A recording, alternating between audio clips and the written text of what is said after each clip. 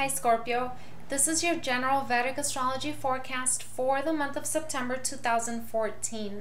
This forecast applies to the position of your moon at birth in Vedic astrology. If you don't know where your natal moon is in Vedic astrology, please visit my website and generate your free Vedic birth chart to find out the placement of your moon. Now, on October 8th, there's going to be a full lunar eclipse in the sign of Pisces in Vedic astrology. What this means for you, Scorpio, is an adjustment needing to be made in relation to your children or in relation to your creativity or even in regards to speculation.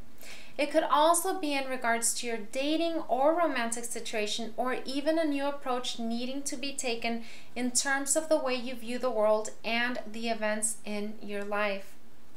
All this is going to be triggered this month by the eclipse, but the adjustments are going to be a process which may last up to 6 months.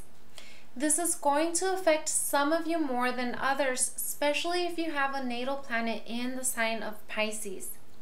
The 5th house is a house of Purva Punya, which in Sanskrit means accumulated merit from past lives.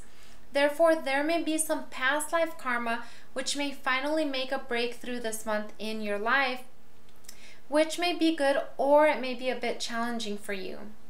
This, of course, depends on your natal birth chart, but for some of you, you may need to attune yourself to this energy and allow the information you receive to clarify meaning in your life and give you a sense of discrimination and understanding.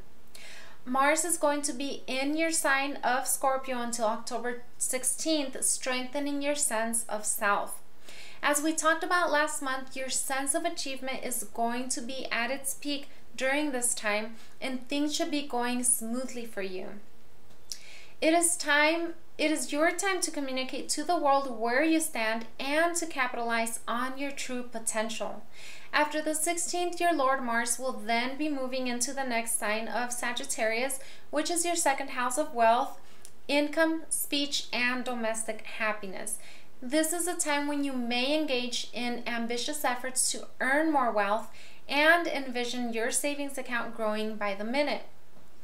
Your industrious actions will prove to be fruitful, and if you carefully weigh the balance between earning and spending, you should end up with a net gain at the end of the month.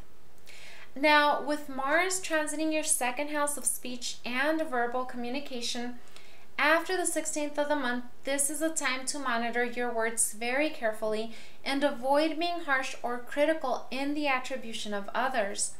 Reward others through your speech in order to strengthen your relationships, especially when it comes to the domestic area of life. Because you may be tempted to assert yourself a little too aggressively, and this is a time to restrain and transform that Mars energy into a more positive energy. Now, Sun will be in the sign of Virgo until the 16th of October, in which time he will enter the sign of Libra. While Sun is in Virgo the first half of the month, you should expect a good amount of success and prosperity in regards to your work and career. There may be a fair amount of work involving groups of people, team building, or a lot of networking in general. It will be a good time to help improve the condition of your immediate community through service work or any kind of volunteer work. Since Sun is your 10th lord of karma and deeds, doing this kind of service work for your community will realign you to your higher purpose and will prepare you for much bigger work and reward in the future. On the 16th of the month, Sun will be moving into the sign of Libra, followed by Venus on the 17th. During this position of Sun and Venus, it is a good time to focus your thoughts and deeds on inner spiritual work. The Sun will light up your 12th house of dreams during this time. Therefore, you may notice an increase in dream imagery and visions. Since Sun does not like this position and it represents your work and career in your particular case, this is a time to just lay low at your place of work and focus on just getting the job done. This is not the best time to exert your will on others, especially if you happen to hold a supervisory position.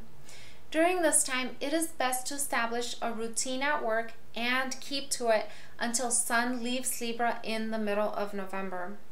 With so much energy activating your 12th house in astrological terms, you may have a desire to devote a lot of time to spiritual matters or foreign affairs. If you already live in a foreign country or are visiting, this is an active time for you. If you don't live in a foreign country, this is a time to detect inner spiritual movements, which may elucidate many hidden things in your life of which you are not consciously aware. With Venus and Sun in this position, it will be wise to develop a strategy in regards to financial matters, as you may have the temptation to overspend during the second half of the month. Well guys, this was a general forecast for Scorpio for the month of October 2014. Stay tuned for additional forecasts. Please subscribe and thank you for watching.